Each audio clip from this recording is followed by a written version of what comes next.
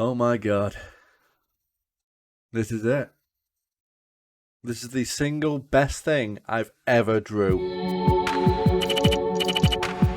Hey everyone, and welcome to the channel. I'm Drake, and this is From the Verse, where I casually run over some Star Citizen news that I find interesting in the last week or so. So let's get into it. First off, let's talk about the patch notes, or lack thereof, because I couldn't find any recent notes since last week's From the Verse, so I'm guessing the team is hard at work on the PES. However, I've found a few things of interest that we can look into. So, some news on 3.18 for starters. Apparently, they are still on track with 3.18 coming to the PTU this month. And they expect a 2 to 3 month test on that branch for robust testing. They say that their goal is to release the Alpha 3.18 to the live servers in the first half of November before the Aerospace Expo. That's where they show us all the ships and have discounts and all that kind of stuff. They say that PES and server meshing will change the core of Star Citizen forever and thank us for their support while they work on this as it comes to fruition. The Drake Corsair has been added as a card, meaning that they're working hard on it, and it's been slated for release alongside 3.18, which is great to see. However, with one hand they giveth, one hand they taketh, and they have taken away two cards, being the Interdiction and Space missions.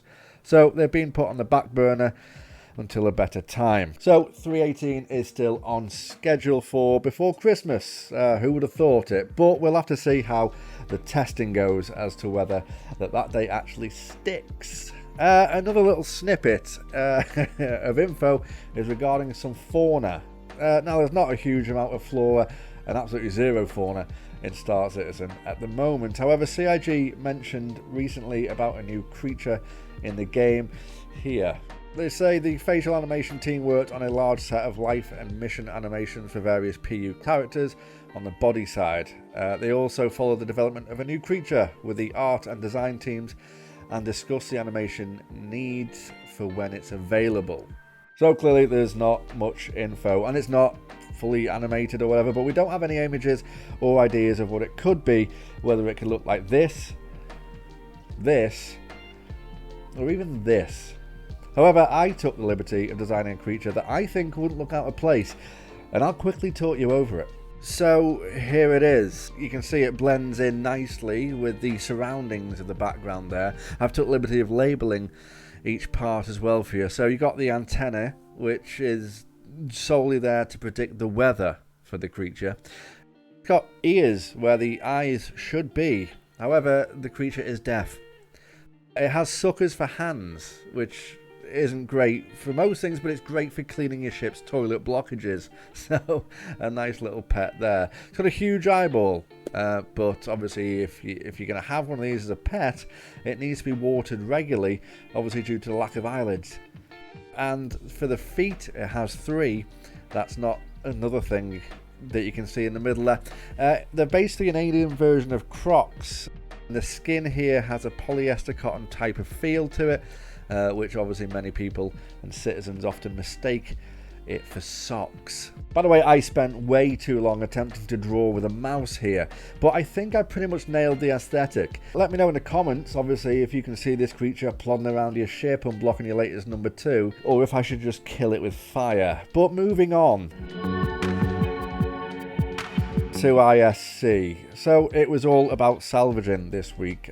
More hull stripping than salvaging than anything else, but I know there's a lot of people hyped for this, so let's have a look what they said. The salvage feature is really trying to cater to people who want the diversity and exploration type gameplay. I'm excited about players playing this and salvaging wrecks of ships.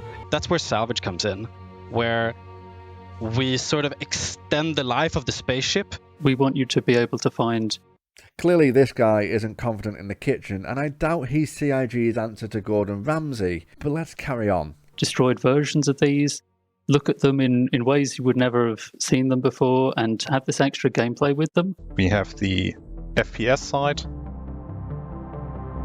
and you have the vehicle side. As that happens, you're gathering what we call RMC, recycled material composite material, which gets put into cargo boxes in the filler stations that are in the back of the Reclaimer.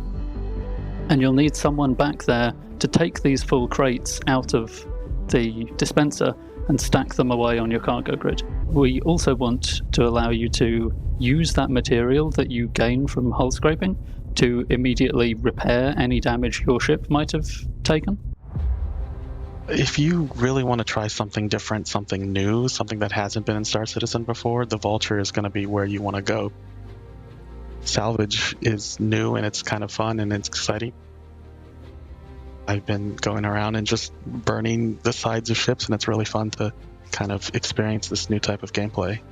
So there's a fair bit to divulge here, and hull stripping is coming soon, giving players another opportunity to try a new game type and obviously earn some well-deserved AUEC. So as well as hull stripping with a ship such as the Vulture, which does look pretty cool in my opinion, you can do it using your multi-tool.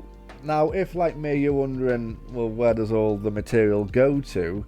Well, I found this online, which says there is a canister attached to the multi-tool that has a defined capacity. Once it's full, you'll need to empty it by using the material to repair or replace with an empty canister from your inventory. So it's not magic, but canisters, basically, that behave like ammo clips. So that solves that issue. A guy here, Phantom3, has also asked, if I salvage a hull with my Vulture, how can I fill one of these canisters basically out of the big boxes that he's got in his Vulture to use it for a hand repair? We got a reply here from one of the devs that says, you may have spotted it already in this week's ISC when they tour the Vulture and Reclaim, and there's a station in the cargo hold that they internally call the filler station. On that station you have a screen that lets you create a full RMC canister for you to use on your multi-tool, which basically says you can fill up an empty canister of your multi-tool using whatever you've salvaged from your ship to do repairs, etc, etc. So that sounds pretty good. However, I also found this. Debris that is in the verse right now will not be salvageable. This includes all the nice looking station derelicts and the derelict ships you may find on some of our missions. The reason is purely technical, where the debris you will find in the game right now does not have the proper damage map set up. Our priority on updating those damage maps are the ships that are flown by AI and players, so we can close that loop up first, which does make sense. Afterwards, we hopefully get the time to look into the derelicts and even the floating scraps that you find in the verse. I am aware that this looks like it will limit the amount of salvageable material to the residue of recent flights. So good news, everyone. We already have something else in the pipes that will hopefully make it into our initial release. I will come back with more info once we can make sure that we can release this with this solution. No, it's not a workaround. They say this solution will be more tailored to players that do not want to take too much time waiting on others to fight and then clean up the battlefield.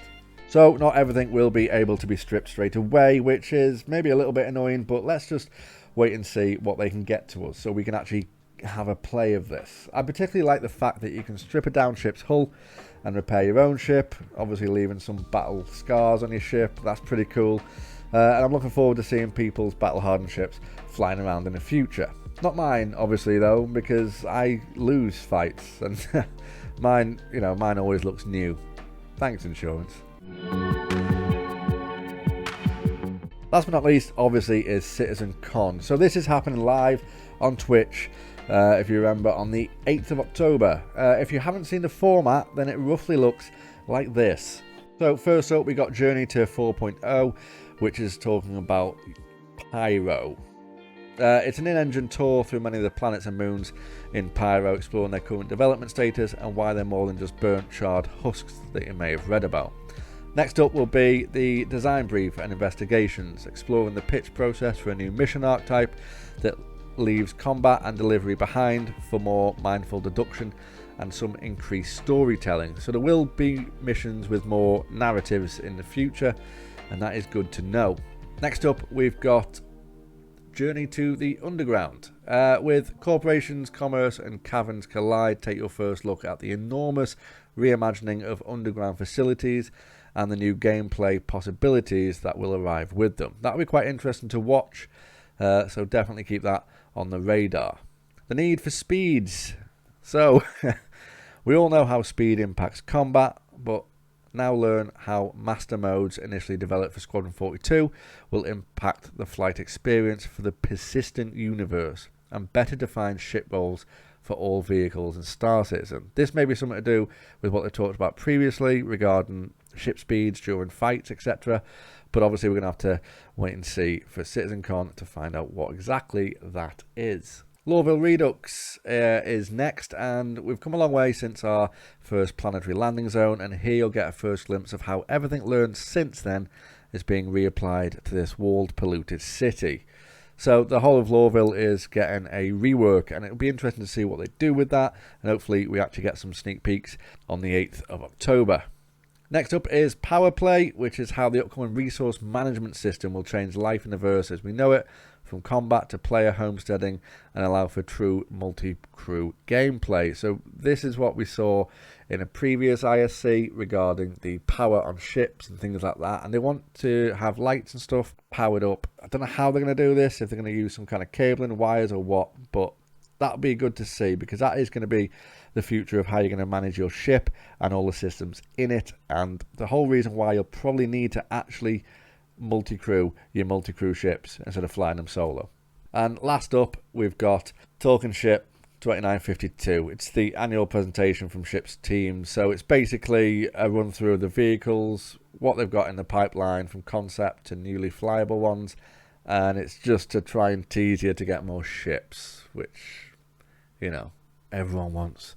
And that's all for this week's From the Verse. Thanks for taking your time out to listen to me ramble on. And if you got something from this, then please give it a like. Consider subscribing and maybe share it around to your friends, your mum, that kid in school who bullied you. I don't know, reach out. They may actually be sorry now. Cheers, guys. Have a fantastic day. And I'll catch you in the next one.